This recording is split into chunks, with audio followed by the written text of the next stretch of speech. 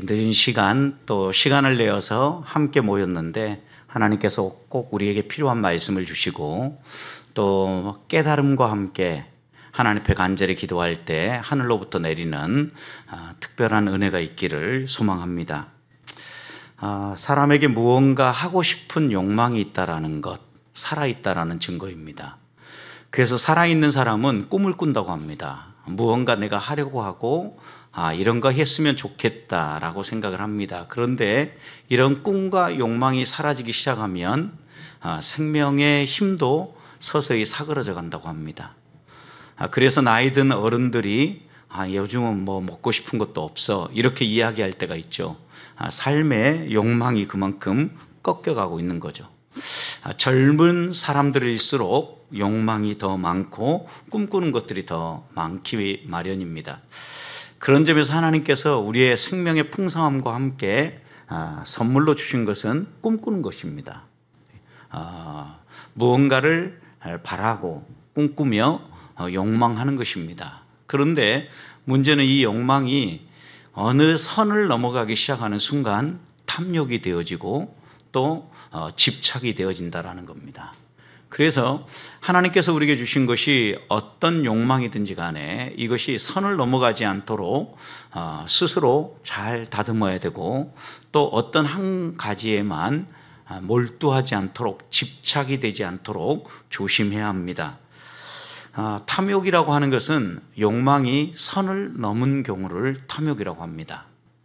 예를 들어서 식탐도 우리가 먹어야 될 식사의 정량이 있다고 하면 그 양을 자꾸 넘어서면 식탐이 되고 먹는 것에 대한 탐욕이 생기는 것입니다. 오늘 함께 읽은 15절 말씀은 우리에게 탐심을 물리치라고 이야기를 합니다. 탐심을 물리치는데 모든 탐심을 물리쳐라 라고 얘기합니다. 그러니까 하나님이 우리에게 주시는 욕망 가운데 꿈 가운데 여러 가지 좋은 것들이 있는데 이런 것들 가운데 선을 넘어서 탐욕으로 넘어가는 것 무엇이든지 간에 조심하라는 것입니다. 여러분 그런데 생각해 보십시오. 언제 우리가 욕심을 막 내게 되고 언제 집착을 하게 됩니까? 내가 무언가를 이루려고 하고 내게 시간이 부족하다라는 이런 마음이 조급하게 다가오면 막 무언가를 더 열심을 내려고 하고 빨리 이루려고 하죠. 그러다 보면 우리의 그 욕망이 과도하게 표현되어지고 집착으로 나아갑니다. 그래서 조심해야 될 것 가운데 하나는 우리가 어떤 것을 꿈꾸며 이루어갈 때 항상 하나님이 나와 함께 하시고 하나님이 은혜를 베풀어서 이루어간다라는 이 마음이 흔들리지 말아야 되는데 입술로는 하나님의 은혜라고 이야기를 하면서 행동으로는 내가 만들어낸다라고 생각할 때입니다. 하나님이 우리에게 가장 좋은 계획을 가지고 인도하신다라는 믿음이 있는 사람은 조급한 마음을 가지고 막 이루어내려고 애쓰지 않습니다. 왜냐하면 하나님은 하나님의 때 정시에 하나님의 방법으로 이루신다라는 걸 믿기 때문입니다. 그런데 이 믿음이 흔들리기 시작하면 마음도 조급해지고 내가 이루려고 하는 것에 집착을 하다 보니까 탐욕으로 자꾸 드러난다라는 겁니다. 그래서 예수님은 오늘 우리에게 그것이 무엇이든지 간에 선을 넘어가는 탐심이라면 물리쳐라 라고 당부합니다. 물리쳐야 되는 이유 첫 번째는 15절 말씀을 보면 그 탐심은요 다함이 없기 때문에 그렇습니다. 탐심은 끝이 없다라는 거죠. 여러분 무언가 욕심을 부리면요 그 욕심이 채워졌을 때 만족해하고 더 이상 욕심 부리지 않는 사람이라면 얼마나 좋겠습니까? 그런데 무엇이든지 한 가지를 채우고 나면요 그 다음에 또 더 채우려고 그래요. 이게 탐욕이에요. 그래서 탐욕은 다함이 없고 끝이 없어요. 그래서 15절에서 모든 탐심을 물리쳐라. 그러면서 그 다음 뭐라고 설명했습니까? 사람의 생명이 그 소유에 넉넉함이 있지 않다. 여러분 사람의 생명이 그 사람의 소유에 넉넉함이 있지 않다는 의미는 많은 사람이 내가 무언가 좀 더 넉넉하고 풍성하면 풍성한 삶을 살고 풍성한 생명을 누릴 수 있을 거라고 이야기를 합니다. 실제로 물질이 우리의 삶을 윤택하게 해주는 부분이 분명히 있지요. 여러분, 그런데 여기에서 생명이라고 이야기를 할 때 우리가 물질을 가지고 있다고 해서 그 생명을 연장시킬 수 있습니까? 생명을 살 수 있습니까? 연장시키는 것은 어느 정도 살짝 더 연장할 수 있습니다. 여러 가지 방법을 동원해서요. 또 최근에 의료기술과 여러 가지 방법론들을 동원해가지고 우리의 생명을 잠깐 연장할 수 있을지 모르지만 사람의 생명이라고 이야기한 걸 보면 그 돈으로 생명을 살 수는 없다는 이야기죠. 그렇기 때문에 우리들이 다시 한 번 더 마음속에 생겨야 될 것은 무언가 막 더 가지려고 열심히 하지 말고 너희의 생명을 주관하시는 하나님께 너희가 모든 것을 맡겨라 라고 말씀합니다. 특별히 탐심은 바울 사도가 골로새서 3장 15절에서 교훈하는 것처럼 우상숭배입니다. 왜냐하면 이것은 전부 다 땅에 속한 것이고 땅에 있는 지체로부터 나오는 것이기 때문입니다. 그리고 이것들은 썩어질 것입니다. 그리고 그것을 숭배하고 따라가는 것, 그것을 의지하고 그것을 인생의 가치로 삼는 것은 하나님을 저버리는 일이다라고 성경은 분명하게 교훈합니다. 우리 그리스도인들이 믿음을 갖는다라는 의미가 무엇이겠습니까? 갈라디아서 5장 24절 말씀을 보면 우리가 예수 그리스도를 믿는다라고 얘기할 때 예수 그리스도의 사람은 육체와 함께 그 정욕과 탐심을 십자가에 못 박았느니라 라고 바울은 고백합니다. 여러분, 그러니까 우리가 믿는다라고 할 때 믿는다라는 의미는 육체와 욕심, 정욕 이런 것들을 십자가에 못 박은 사람이 믿는 사람이라는 거예요. 그러니 정욕을 부리고 탐심을 내는 것, 이것은 하나님이 말하는 복음에 합당한 삶일 수가 없어요. 갈라디아서 2장 20절도 분명히 얘기하죠. 우리가 예수님을 개인의 구주로 영접했다라는 것은 나는 죽고 내 안에 그리스도가 사는 것이다 라고 이야기하잖아요. 이런 말씀들을 종합해 보면 믿는다라는 의미는 나의 옛사람, 육체는 죽고 나의 영, 그리고 하나님이 원하는 것을 위하여서 내가 살아간다라는 의미예요. 그래서 우리의 소유에 우리의 생명이 있지 않다라는 것은 너무도 자명한 이야기입니다. 여러분, 여기까지는 뭐 이론적이고 너무나 잘 아는 거니까 맞아, 그렇게 동의가 될 겁니다. 그런데 여러분, 이제 우리의 삶을 한번 보십시오. 우리의 삶은 어떻습니까? 소유의 넉넉함에 생명이 있다라고 생각하지 않습니까? 혹시? 소유가 없으면 죽을 것 같다고 말하지 않습니까? 그리고 이제 100세 시대가 열리고 노후가 오랜 시간 진행될 거라고 이야기를 하면서 우리의 소유물이 넉넉하지 않아서 내 노년이 초라해 보인다, 이렇게 이야기하는 사람들 많이 있지 않습니까? 분명히 우리의 생명이 소유의 넉넉함에 있지 않다고 얘기하는데 우리는 실제적으로 여러 가지 삶의 부분에서 소유 때문에 내 생명이 유지되어지고 소유 때문에 내 생명이 풍성해진다라고 행동하고 있지 않냐는 겁니다. 그래서인지 안 믿는 사람들도요, 집안에 유산으로 재산을 물려주면은요 반드시 다툼이 있습니다.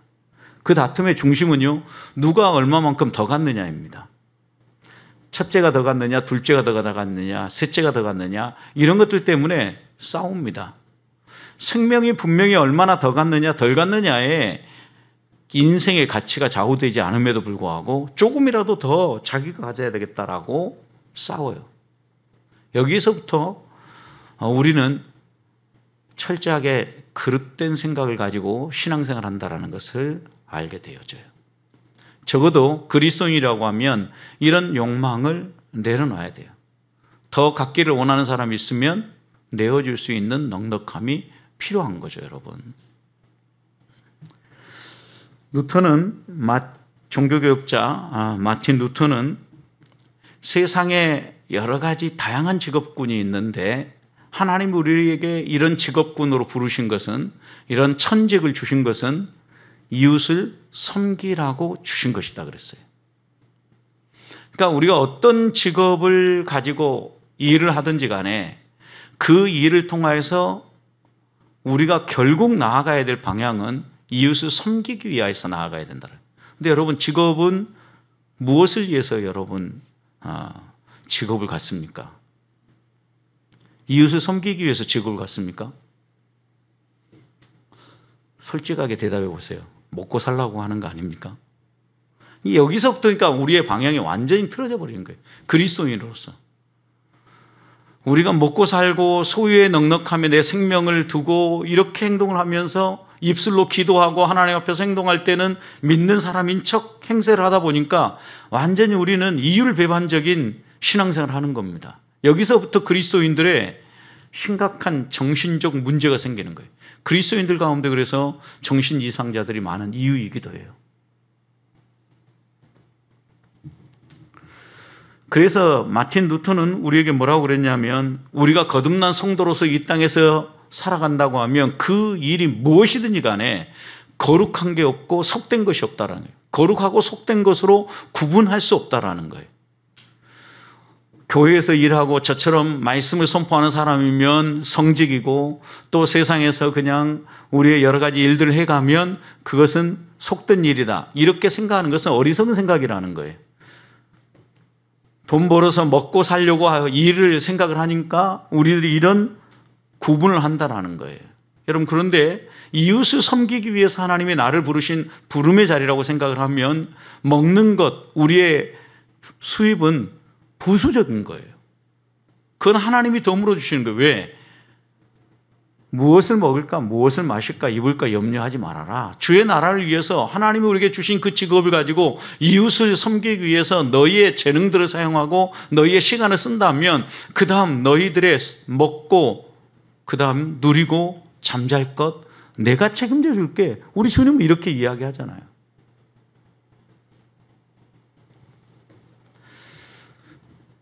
분명히 야고보 사도는 욕심은 잉태하면 반드시 죄로 드러나게 되어 있고, 그 죄는 자라고 또 자라서 우리를 죽음으로 끌고 간다 그랬습니다. 분명하죠? 죽고 싶습니까? 살고 싶습니까? 반드시 살고 싶다고 여러분 대답하시겠죠?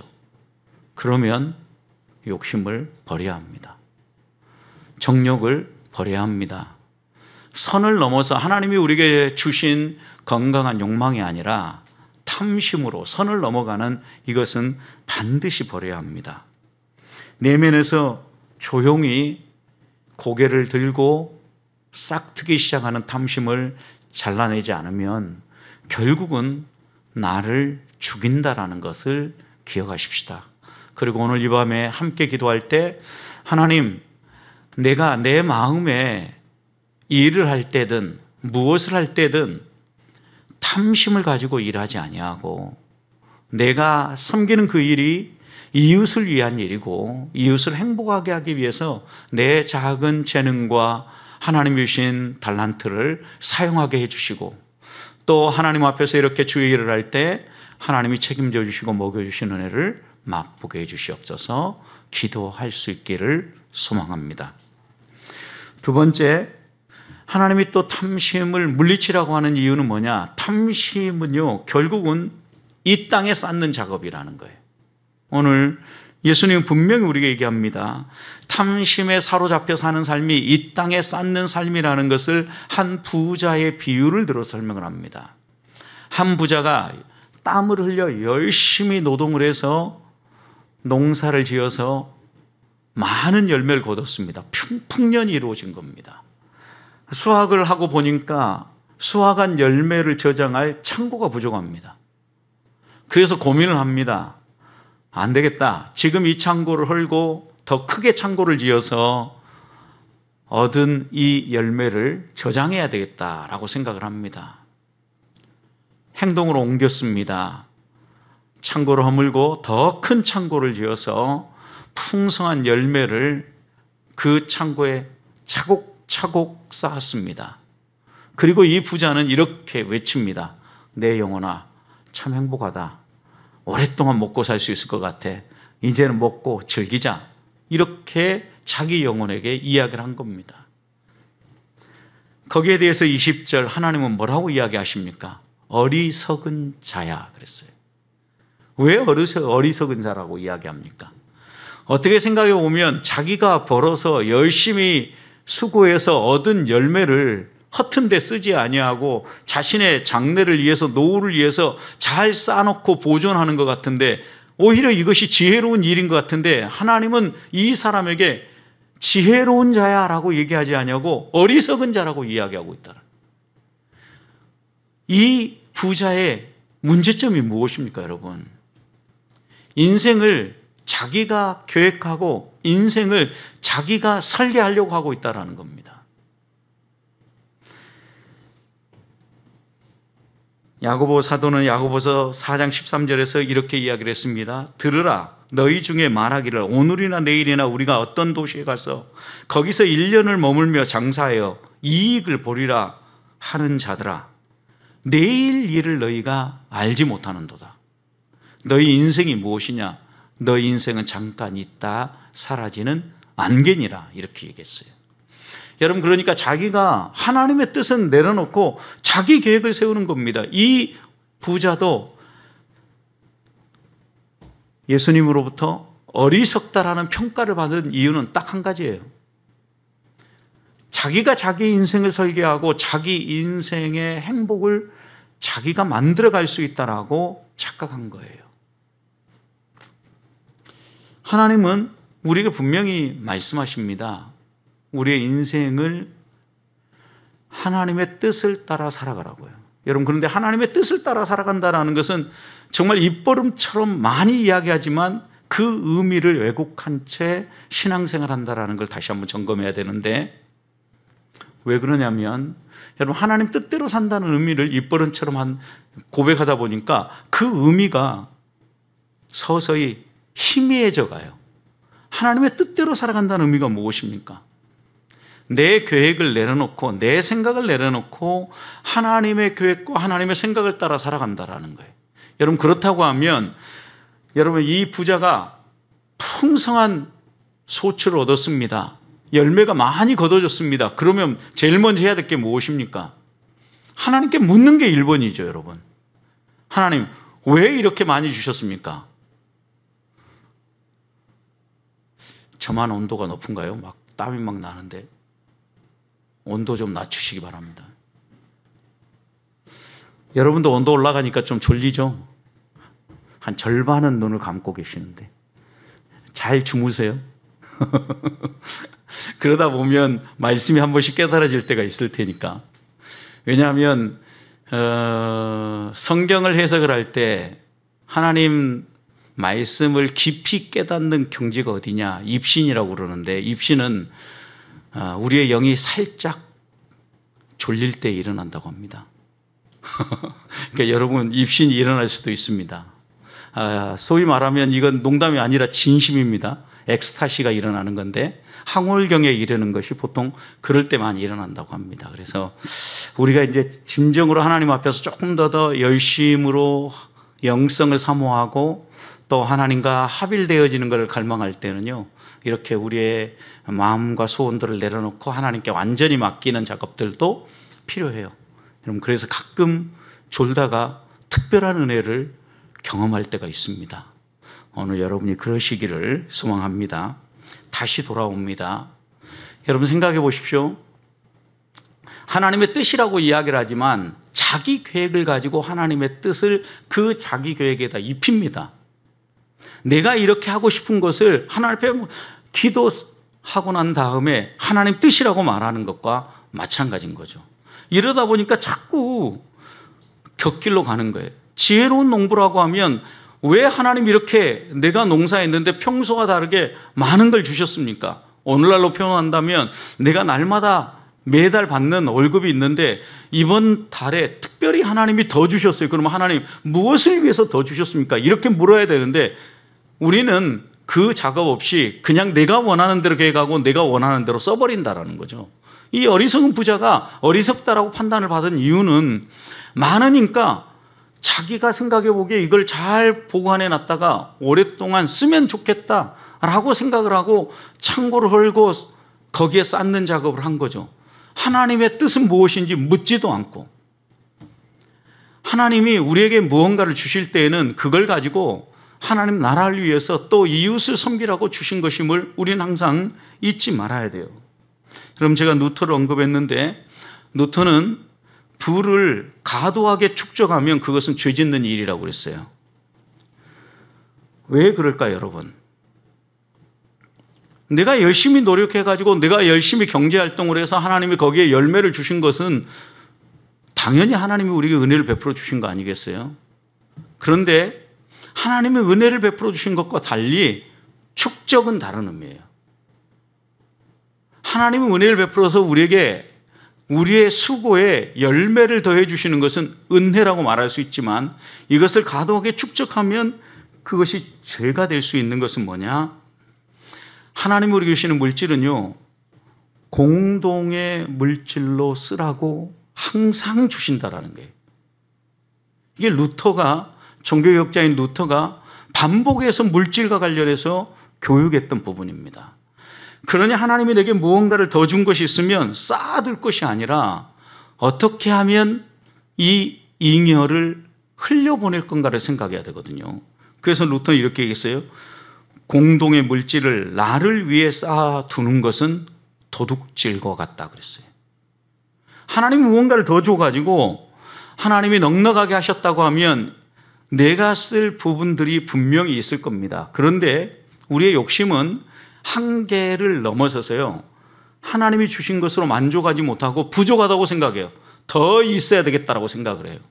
그러니까 축적을 하기 시작하는 겁니다.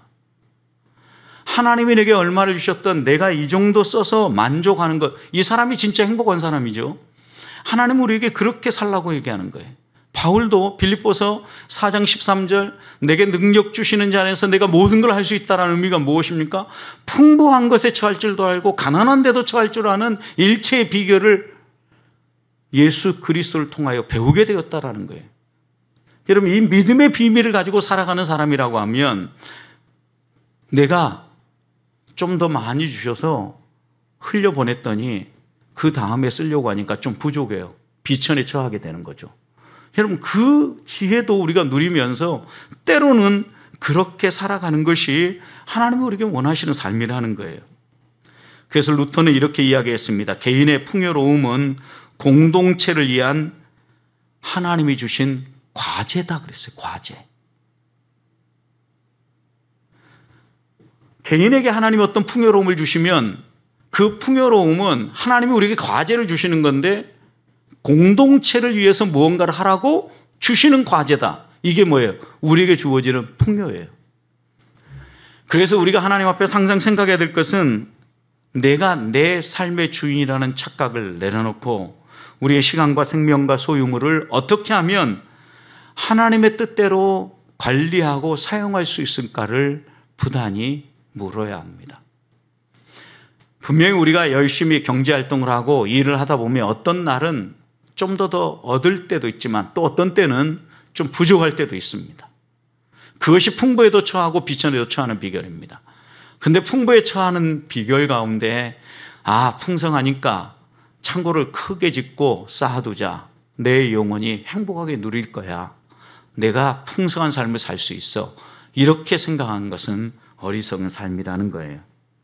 생명의 주관자 되시는 하나님을 인정한다고 하면 하나님의 뜻을 따라서 탐심을 내려놓고 무언가 더 주신 것은 공동체를 위하여서 하나님이 내게 무언가를 하라고 하신 사명이라고 생각하고 의무라고 생각하고 숙제라고 생각을 하고 하나님의 뜻대로 사용하는 사람이 되라는 것입니다.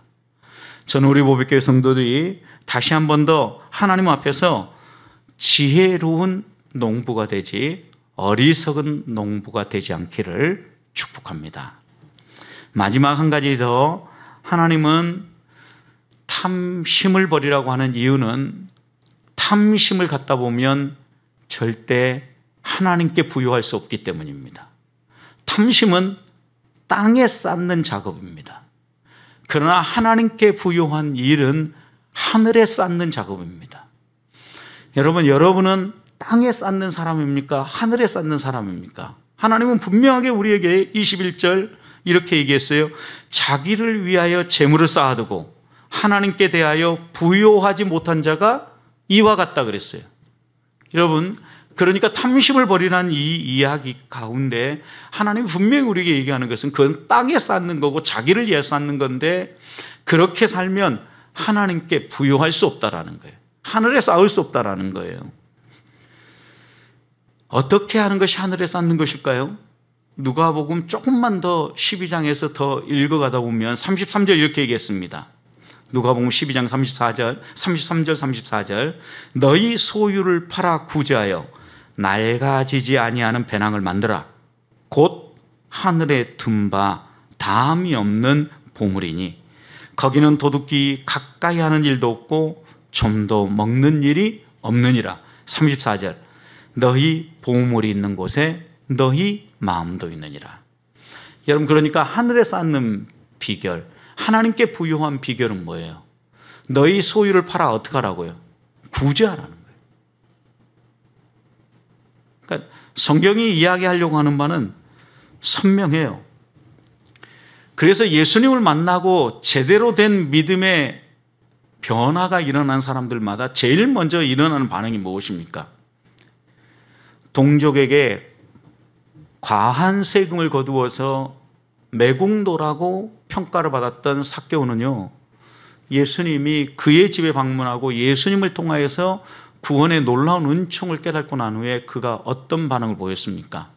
제 소유의 절반을 팔아서 가난한 자에게 주겠습니다.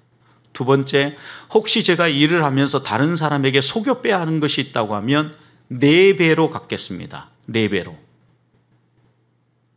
여러분, 그런데 삭개오의 이 변화에서요, 제일 먼저 그가 고백한 것은요, 자기의 주머니가 변화되어지는 걸 이야기한 거예요. 감리교의 창시자인 요한 웨슬레는 그래서 주머니가 회개하지 않은 사람은 진정한 그리스도인이라고 말할 수 없다 그랬어요. 그럼 여기서 주머니가 회개한다는 의미가 무엇일까요? 자기를 위해서 쌓아두지 아니하고 하나님 나라와 하나님의 뜻을 위하여서 기꺼이 사용할 줄 아는 사람이 되어지는 거예요. 여러분, 삭개오도 자기 소유의 절반을 뚝 떼어가지고 가난한 자에게 그냥 나눠준다고 생각해 보십시오. 쉽지 않은 일입니다, 여러분. 그러나 분명한 것은 그런 삭개오에게 오늘 내 집에 구원이 임했다라고 주님이 선언하셨다라는 겁니다. 마태복음 19장에 보면 또 한 부자 청년이 예수님께 찾아와서 질문하죠. 어떻게 하면 영생 얻을 수 있습니까? 계명 지켜야 된다. 저 계명 다 지키고 있는데요. 그래? 그러면 너 가진 소유를 팔아서 가난한 자에 주고 나를 따르라 이야기하셨어요. 그때 이 젊은 부자 청년은 어떻게 합니까? 고민하면서 돌아갔어요. 이거 다 팔아버리면 나는 뭐 먹고 살지? 분명히 그 생각하지 않았겠어요, 여러분? 자기의 삶의 주인이 누구인가를 이 부자 청년은 보여준 거예요. 자기의 삶의 주인이 이 부자 청년은 본인인 거죠. 내가 계획하고 내가 내 삶을 설계하고 내가 내 인생을 주관한다라고 이 부자 청년 생각하니까 다 팔고 나면 내 인생은 망하는 거야 라고 생각하는 거죠. 그러나 주님의 말씀처럼 모든 걸 다 팔고 나도 주님이 내 삶의 주인이고 주님이 나를 움직인다고 하면 여러분 생각해 보십시오. 욥이 어떻게 회복될 거라고 믿었겠습니까? 욥의 친구들이 욥이 그렇게 갑절의 복을 받고 다시 일어설 것이라고 꿈이나 꿨겠습니까? 친구들이 하는 이야기가 무엇이었습니까? 빨리 회개해라. 너 문제가 있으니까 이런 어려움이 다가오는 것이 아닌가 라고 얘기하면서 그를 평가하기에 급급하지 않았습니까?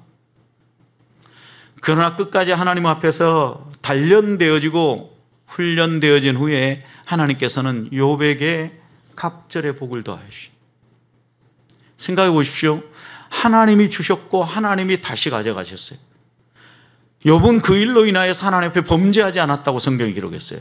우리 같으면 어떻습니까? 내 것 가져갔으면 난리 났을 겁니다. 울고불고 뭐. 비상이죠, 비상. 그러면. 그리고 욥처럼 당대 의인이고 부자였던 집안에 이런 풍비박산이 일어난다면 여러분 다 같이 손가락질하면서 말을 하지 않았겠습니까? 근데 욥은 한마디도 그 소유를 하나님이 가져가시고 그 몸을 치신 것에 대해서 원망하고 불평하지 않았다는 점이에요. 왜요? 하나님이 내 생명의 주관자라는 것을 믿었기 때문입니다. 하나님이 주셨다가 하나님이 가져가셨는데 뭐 그것에 대해서 내가 할 말이 뭐가 있냐라는 거죠. 돈이 지배하는 삶을 살고 욕심이 지배하는 삶을 살면은요, 하나님의 손길이 보일 리가 만무해요. 하나님께 모든 걸 맡기고 가봐야 하나님이 일하시는 손길이 나타나요. 더 주신 것이 있으면 기꺼이 흘려보내고 나서 그 다음 하나님이 어떻게 일하시는가, 하나님의 손길을 맛볼 수 있는 여백을 남겨놔야 돼요. 그런데 우리는 우리의 욕심으로 그 여백까지 다 메꿔놔 버리니까 하나님의 손길이 나타나지 않고 인간의 탐욕과 욕심만 드러나는 겁니다. 보물을 땅에 쌓아두지 마십시다. 도둑도 있고 좀도 생기고 동록도 생깁니다. 그러나 보물을 하늘에 쌓아두면 도둑도 없고 거기는 좀도 먹지 않고 녹슬지도 않는다 그랬습니다. 어디에 쌓아두시겠습니까? 우리의 주머니가 회개함으로 하나님께 영광이 되어지고 또 하나님께서 일하시고 하나님이 채우시는 손길을 맛보며 살아가는 성도들. 그래서 올해는 내가 정말 복음에 합당하게 하나님을 신뢰하고 믿음으로 하나님이 일하셨다라고 간증할 수 있는 삶을 살아가시기를 주님의 이름으로 축복합니다.